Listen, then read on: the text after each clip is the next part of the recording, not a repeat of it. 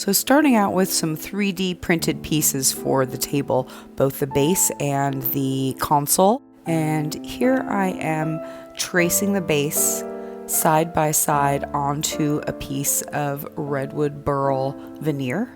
I have a large amount of Redwood Burl Veneer, so I'm able to be pretty choosy about what part of the design that I want to pick to be featured on the side. I'm going to cut it now with an X-Acto type blade, and this one is one that I particularly recommend, and by Fiskars. It's a quick release version. Because of the brittleness, the best way to cut it is to do gentle repeated strokes until I cut through the material. The grain of the wood changes directions a lot in a burl, and your blade tends to want to follow the grain. So you have to take your time and just cut through that grain as opposed to following along with it. I'm using a straight edge to cut it. And I definitely wouldn't recommend that you follow my example of cutting towards my fingers and having my fingers hanging over the edge of the ruler like this. It's very unsafe, and shame on me. All right, and now we're ready for a fit check, or rather to check the fit. And it looks like it's fitting pretty good. It's a little bit taller than it needs to be. So now I'm just going to get out my fabulous selection of handy little clips.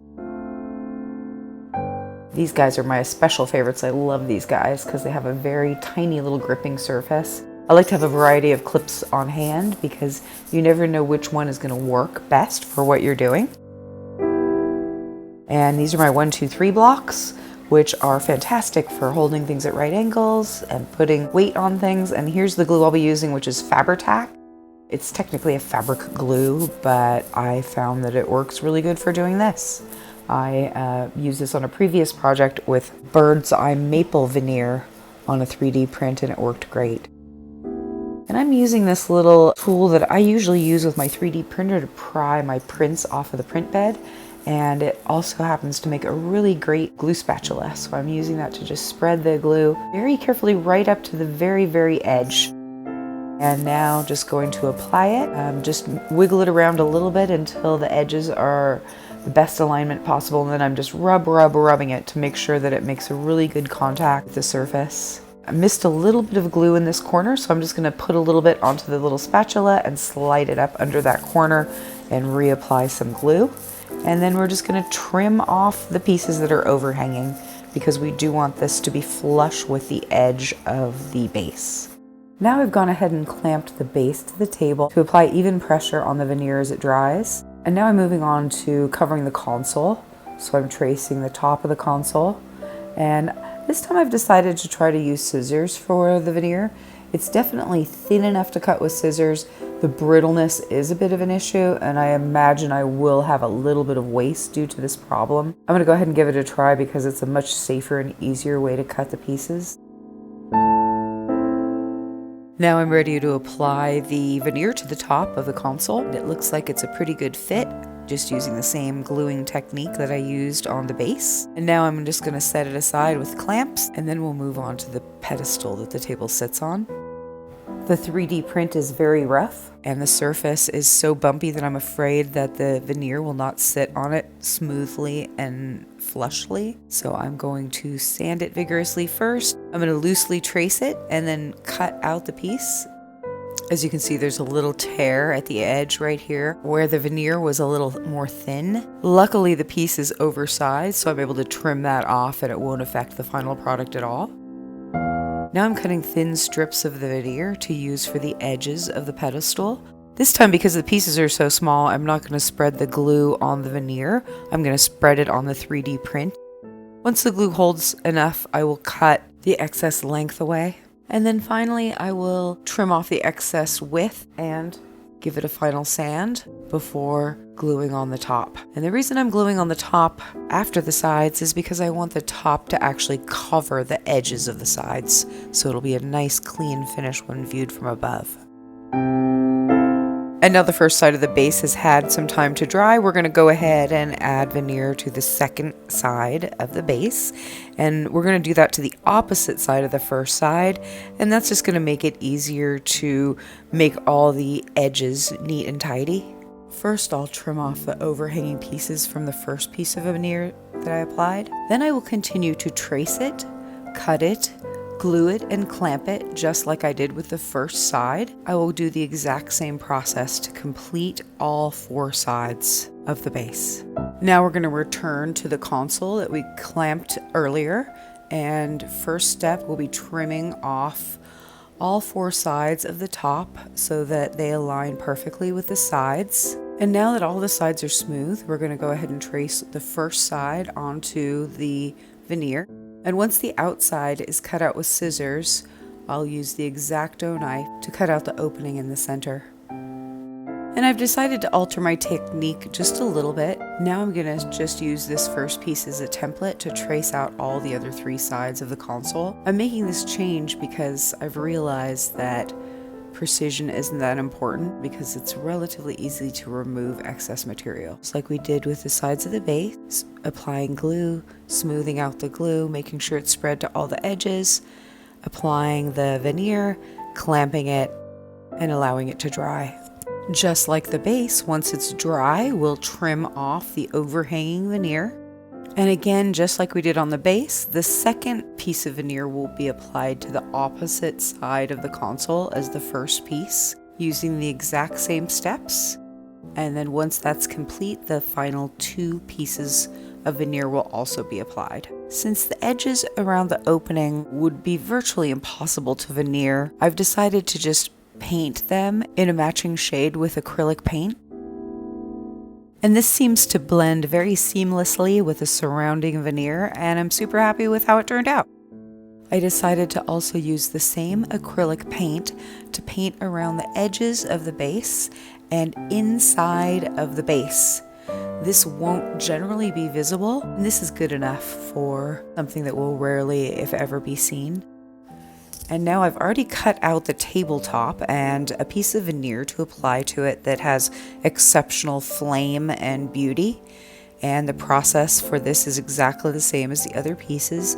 We'll be applying glue, spreading the glue carefully to all the edges, applying the veneer to the glue, and then pressing it well, followed by clamping it. And this time, in addition to clamping it, I'll also be applying some heavy weights in the form of a small anvil and some 1, 2, 3 blocks. Once it's dry, it will be trimmed.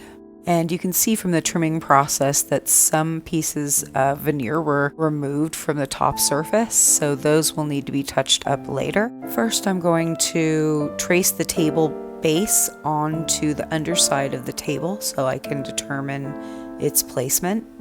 And then I'm going to be cutting out veneer to cover the bottom of the table. The center of the table, where the base will sit, will not have any veneer on it, and that's going to create a little lip that will help the tabletop seat itself onto the base. Now we have the veneer for the bottom of the table cut out, including a space for the base of the table, and we're going to go through the same process of applying glue, spreading it out, and sticking the veneer to the underside of the table, clamping it, and waiting until it dries for the next step. In the meantime, I'm going to make some custom colored wood putty to patch up some of the damaged spots in the veneer that I've applied. To do that, I'm using a piece of Redwood burl that I have around my house, and I'm sanding off some of the material, sweeping it up into a pile, mixing it with some wood glue, and that's going to create a redwood wood putty, and hopefully it should blend in very well. I'm just going to use it to touch up some of the larger spots, like the edges of the tabletop, that are going to be very, very visible, and we want them to look their best because there's actually material missing. I'm using the wood putty to actually fill in and match the level of the wood around it. Once this dries, I'll sand it and it'll be ready to move on to the next step. I'm also using the same putty to fill in gaps where 2 sides of veneer meet, or rather don't quite meet. And now that everything's been touched up and sanded, it's time to proceed with applying oil for a final finish. And now I'm going to go ahead and apply it to the base. And you can see I'm just using a scrap of cotton fabric, and I'm spreading a generous amount of tung oil all over the surface. And once I apply it to all the sides, I will wipe off the excess and let that dry before applying a second coat of the oil. And in between coats, I will also be buffing. As you can see, there's a few white spots where the 3D print is still showing through, where the veneer and the filler didn't quite cover, so I'll go back later and cover those with some more acrylic paint. Here are all 4 pieces after they've been oiled and ready for final touch-ups. I decided to paint the tabletop's edges entirely with acrylic paint. Using veneer to cover those edges is very difficult, and it wasn't giving me the results that I liked. So I'm just going to paint it, and I think it looks just fine. I'm also going to paint the underside of the table where the table base normally would cover, just to give it a complete and finished appearance. And then I'm going to proceed to just touch up any places on any of the pieces that have a little bit of white showing or need a little bit of tidying up. I just used some thick super glue to attach the base to its pedestal, and now I'm going to check to make sure that it's level before the glue dries, and it looks like everything's great. I just want to show you that I used a nail here to provide some extra attachment. And as a final step, I'm adding some Renaissance wax as a protectant and to give it a little extra shine and glow. And finally, we're going to create the video screen that goes on the console. And to do this, I just created a design that I liked in Canva, and I printed that onto transparency paper at the appropriate scale. Then I cut out 4 images, one for each screen on the console. And I'm gluing each one very carefully to a piece of white paper. This is to create some opacity so we won't see right through to the inside of the console. Then I'm just applying glue all around the opening on the inside of the console. And then I'll take one of these images and apply it to that glue, carefully looking from the outside to make sure that the image is correctly aligned. I'll repeat that process for the remaining 3 sides. And now it's time to add the LED lights and switch that will operate the computer screens. So I've cut this piece of wood that will sit in the bottom of the console, and it will hold the switch, and I'm just going to use super glue to glue the switch in place. And now I'm just going to strip the wires to prepare them to attach to the LED light. I'm twisting the wires to connect them, the red wire to the red wire, the black wire to the black wire, and now I'm applying shrink tubing over the wire connections that I just made, and I'm going to use the lighter to apply some heat, and this will shrink these tubes down so they fit tightly around the connection, securing it and also providing insulation. Now I'm gathering up the excess wire and also using some super glue to adhere the battery compartment onto the wood. And then we're going to do our first test, and yes, it looks like it works. I just used a little dab of hot glue to secure the battery and switch into the console. This ensures that later we can remove it easily to change the battery. And testing it again, and it still looks great. So now it's time to put together the table for its final look. As you can see, the tabletop stacks on top of the table base, and the console sits on top of it. When the console is not in use, it can be stored inside of the base of the table, and that allows this table to switch easily from a dining room table to a conference table.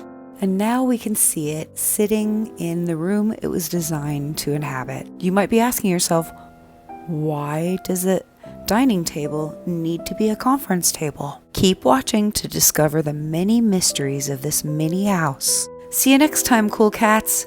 Bye for now.